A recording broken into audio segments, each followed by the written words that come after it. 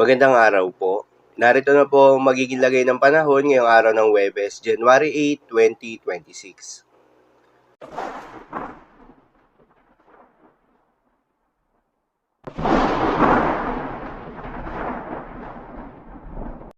Sa kasalukuyan na tayo sa pag-asa, patuloy na umiiral itong shear line o yung banggaan ng malamig at mainit na hangin at nakakaapekto sa may southern Luzon. Habang northeast monsoon pa rin o hangin amihan, ang patuloy na nakakaapekto sa nalalabing bahagi pa ng Luzon. At sa nalalabing bahagi pa nga ng ating bansa ay asahan naman yung easterlies o yung mainit na hangin na nanggagaling sa may silangan. Magandang balita naman dahil ayon sa pag-asa ay wala pa rin tayong binabantayan na low pressure area o bagyo sa loob o malapit sa Philippine Area of Responsibility na maring makaapekto sa ating bansa. Subalit maging handa pa rin tayo dahil base sa Tropical Cyclone Information ng pag-asa para sa unang buwan ng taon, posible hanggang isang bagyo ang pumasok o mabuo sa Philippine Area of Responsibility ngayong buwan ng Enero. At kung sakali magkaroon nga ng bagyo sa unang buwan ng taon, posible itong maglandfall sa Eastern Visayas o Caraga region o posible rin itong lumihis at kumilos papalayo ng ating bansa. Para naman sa magiging lagay ng panahon ngayong araw ng Huwebes, dahil nga sa epekto nitong shear line, asahan sa Bicol Region, Quezon, Oriental Mindoro, Marinduque, Romblon at Palawan, ang maulap na kalangitan na may kalat-kalat ng mga pagulan at isolated thunderstorms.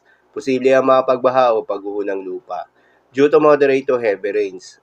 Habang sa Cordillera Administrative Region, Cagayan Valley at Aurora, ay asahan naman yung maulap na kalangitan na may kasamang maihinang mga pagulan na dulot ng northeast monsoon.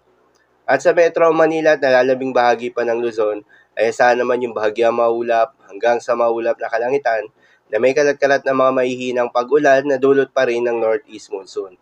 At sa nalalabing bahagi pa nga ng ating bansa, ay asahan naman yung bahagyang maulap hanggang sa maulap na kalangitan na may kalat-kalat ng mga pagulan o thunderstorms na dulot ng easterlies.